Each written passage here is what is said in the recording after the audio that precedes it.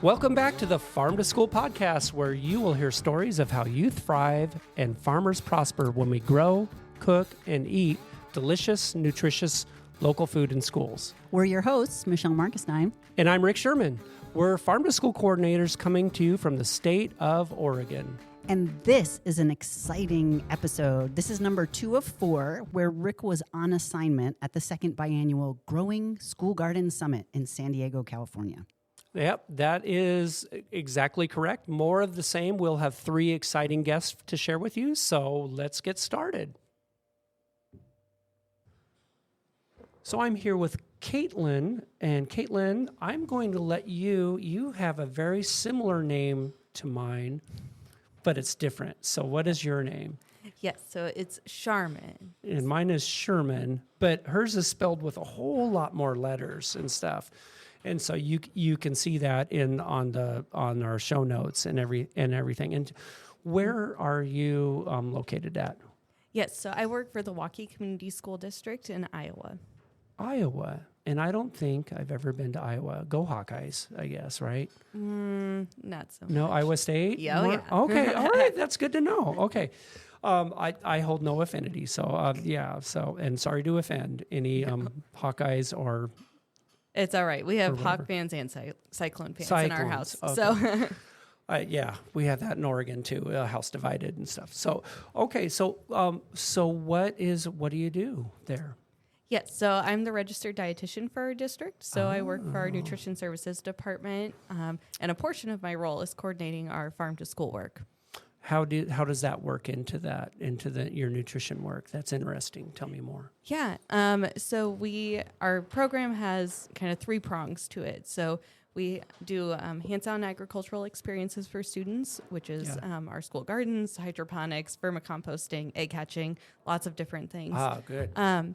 We also do nutrition education through some different wellness programs. And then we also do a lot of local purchasing. So we have a Harvest of the Month program and participate in some state initiatives around local purchasing. Okay. Now, are you at a district level? You have many schools? Yes. Okay. Yeah. So how many schools do you have there? We have 10 elementary buildings, 3, 6, 7 buildings, 2, 8, 9, and 2 high schools. Okay. And then we are a very rapidly growing district. So we add about 400 to 500 new students every year. We're the fastest growing district in the state of Iowa. Okay. Would you consider yourself more urban, rural, kind of? Yeah, suburban, I would say. Suburban. Yeah. Okay. All right. Good deal. And so do you have school gardens at all of your schools? We're not quite at all of our buildings yet. Yeah. We have 6 outdoor spaces and then another 8 hydroponic spaces. And some buildings have both an outdoor space and an indoor hydroponic space. Okay. What do you think what's the biggest takeaway in terms of what you do in terms like how you see kids' lives transform through this outdoor learning and space, anything? What do you see that really excites you about that? I think what really excites me is a lot of our kids don't have access to outdoor spaces or their families aren't gardening at home. And so sometimes kids are touching a seed for the first time when they are in our garden spaces. They've never planted one before. They've never seen it. And so it's just really exciting to get to see kids getting that really hands-on immersive experience in learning where their food comes from. Okay, good. And so do you see yourself in the same position in 5 years from now, 10 years from now, or growing, or how could the program grow? Yes. I love our district. I love where I'm at. We have incredible people that are super passionate about the work that they do and doing what's best for kids. And so I'm so grateful for that. I would love to see our program grow more and see a dedicated position with Farm to School. I think there's so many leaps and bounds that we could move towards if we had something like that in our district. And so you work with your nutrition services department. Mm-hmm. I think it's so great when a nutrition service department actually takes the initiative to get involved in farm to school gardens, and it's pretty rare. We have a few people that I interview, and I have on my list of people to interview. So I love that. I mean, I was a food service director for 32 years, and I always say that I was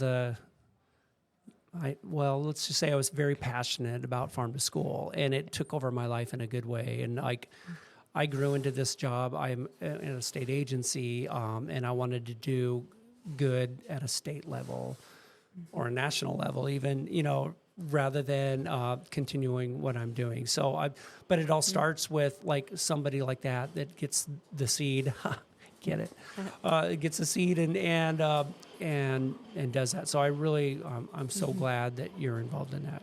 Yeah. What was your favorite part of being a food service director?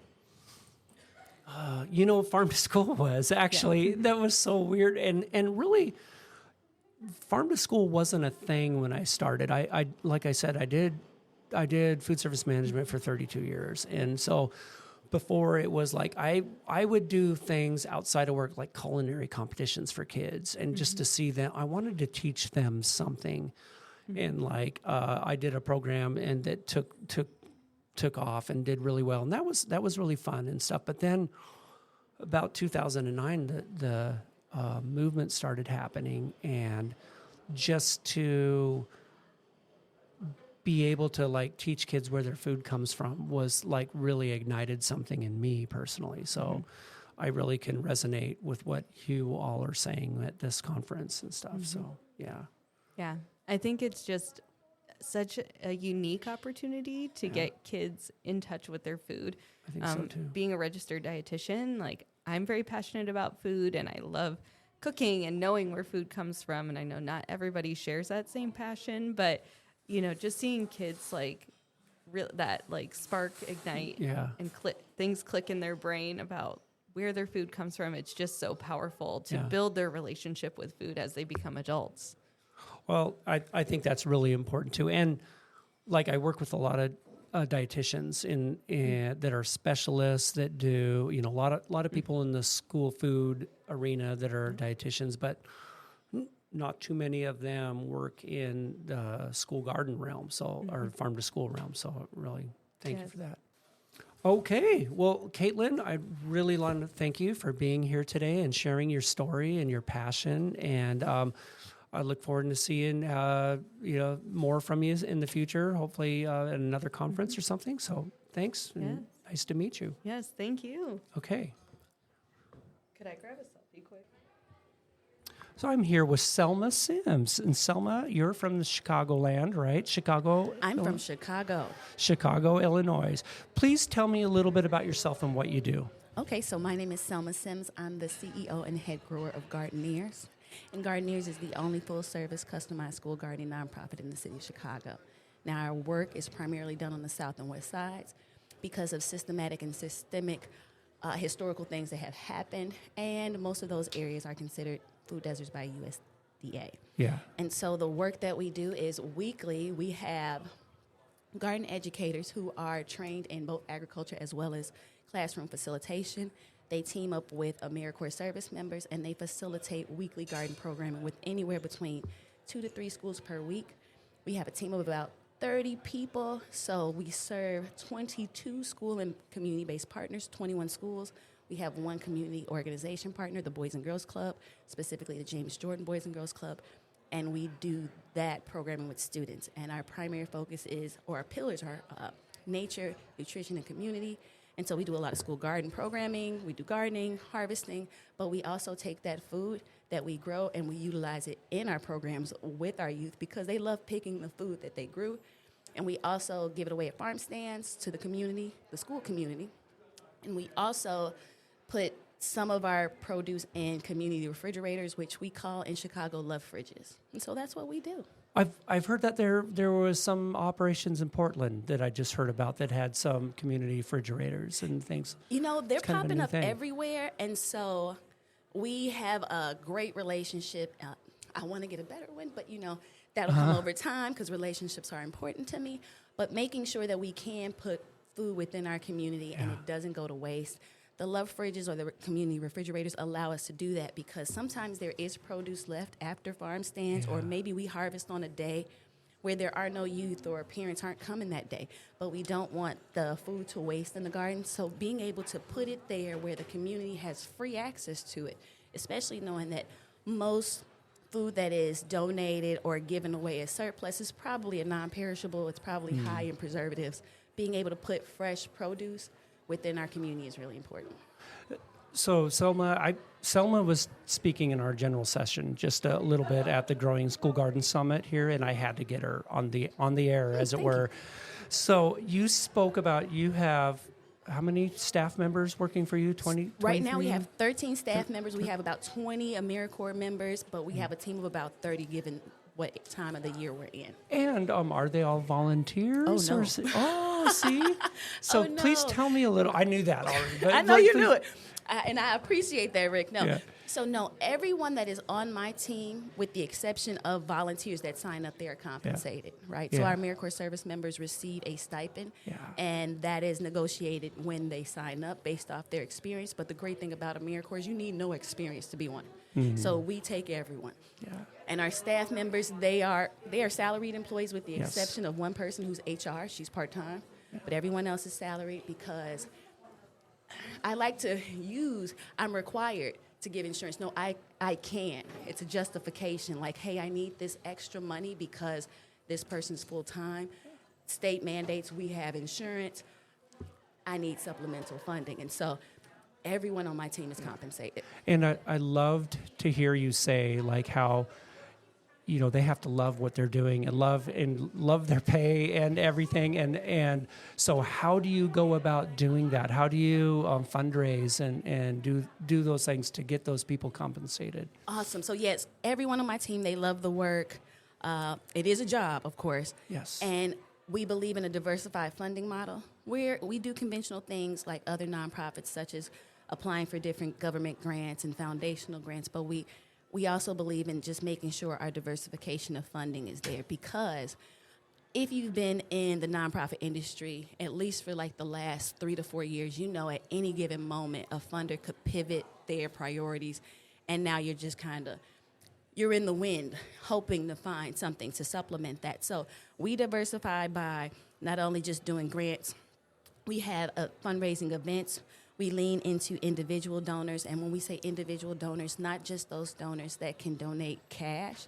However, we take anything, whether it's physical labor, whether it's a qualified charitable gift, whether it's bringing your job for a corporate volunteer day that's sponsored, right? All of these different methods.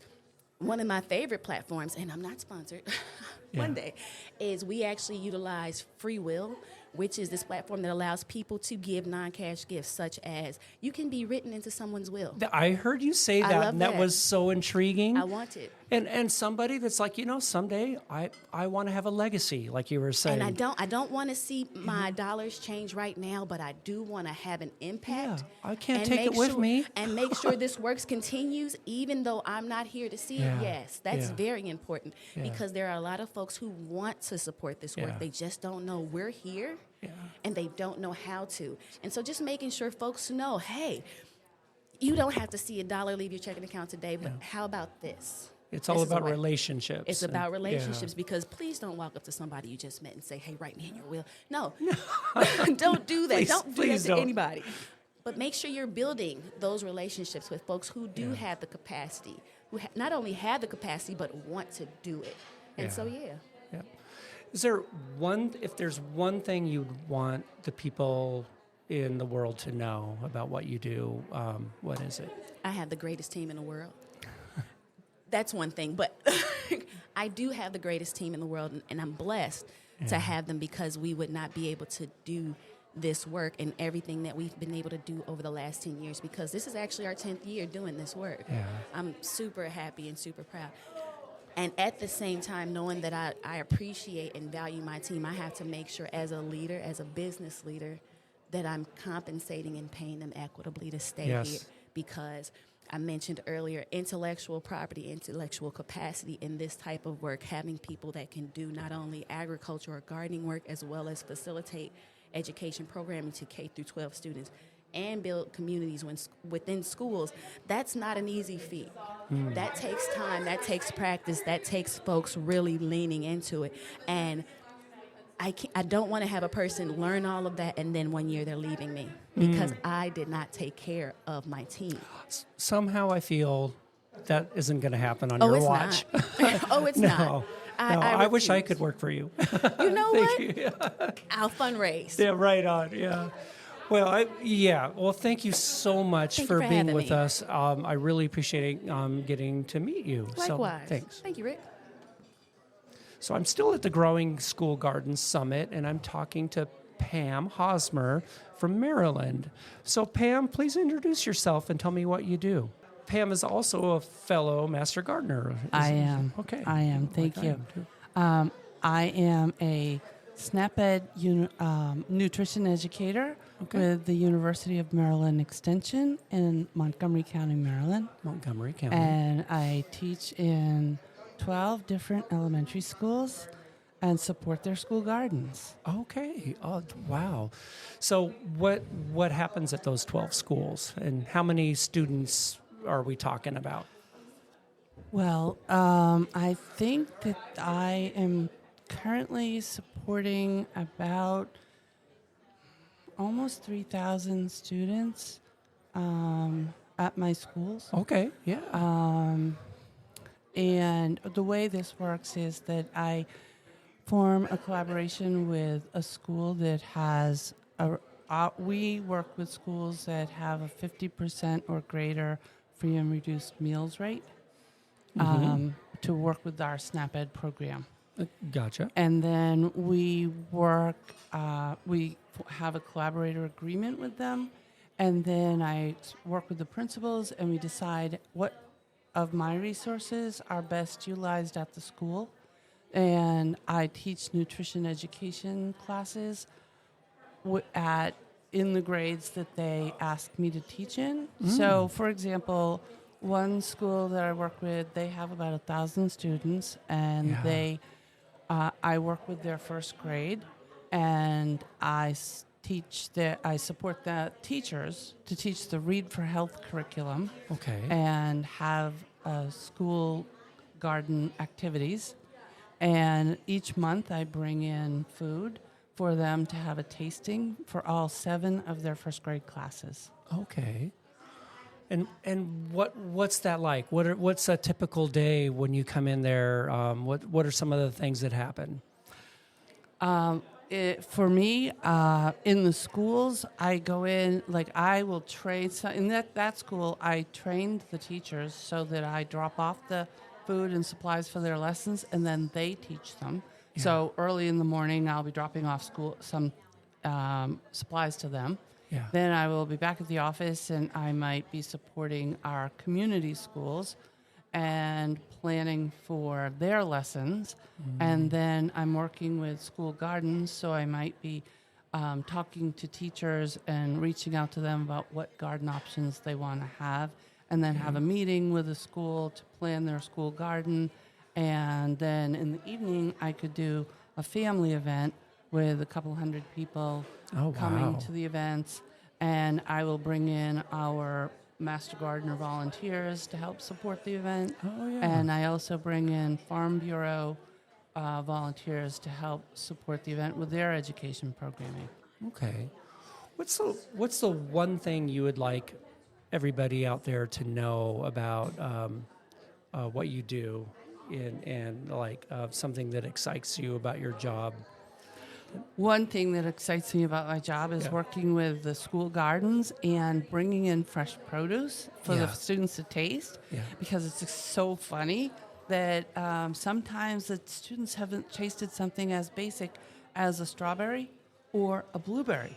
It never ceases to amaze me that I bring in those 2 fruits and half the class has never tried them. Oh my gosh. And I think that's one of the reasons is because we have Montgomery County Maryland is one of the most diverse counties in the United States. And so we have a lot of people from a lot of different areas. And so that might not be their first choice to try at the grocery store, especially since a lot of my families have limited funds. And so they may reach for something that they're more familiar with from their heritage and their culture, and it may not be strawberries and blueberries. Yeah. So- we take that for granted. It's just like, oh, everyone has had those. I mean, I picked them as a youngster for a living, Right. so to speak, but matter of fact, I ate so many, I don't really care for strawberries. I'm like a very strange person that I ate too many as a youngster. So I really, you do take that for granted. Right. In the farm that's just 2 miles from my house, they have pick your own blueberries and strawberries. Yes. So, it seems ubiquitous that's something that everybody would do. Yeah. But they don't. Yeah. So that I love to expose the kids and have them try new foods, and I love to have them come to the Master Gardener demonstration garden. Last year I had 450 first graders come to a program with my SNAP Ed lessons, and the Master Gardeners gave tours. Yeah. And it was really successful, so we're expanding that this year. Okay. Well, that's great. Well, thank you so much, Pam, for taking the time and coming over and saying hello to everybody out there. And look forward to seeing you again. I've seen you for years at conferences and stuff. So Yes. Good to see you again. All right. Thank you so much. Thank you. Uh-huh.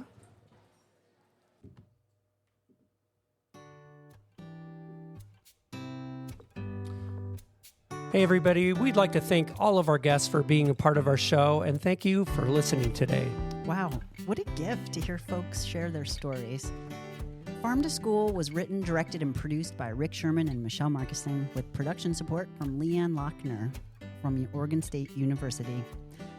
This podcast was made possible by a grant from the United States Department of Agriculture. The content and ideas on the Farm to School podcast does not necessarily reflect the opinions of Oregon State University, Oregon Department of Education, and the United States Department of Agriculture. The USDA, Oregon Department of Education, and Oregon State University are equal employment providers and employers. Want to learn more about Farm to School? Connect with us. You can check out other episodes, show notes, and send us your ideas for other episodes at farmtoschoolpodcast.org. That's all one word, farmtoschoolpodcast.org. We would love to hear from you too, so stop by the website just mentioned to say hello or give us an idea for a future podcast. Thanks everyone for listening. Thanks everyone. Bye.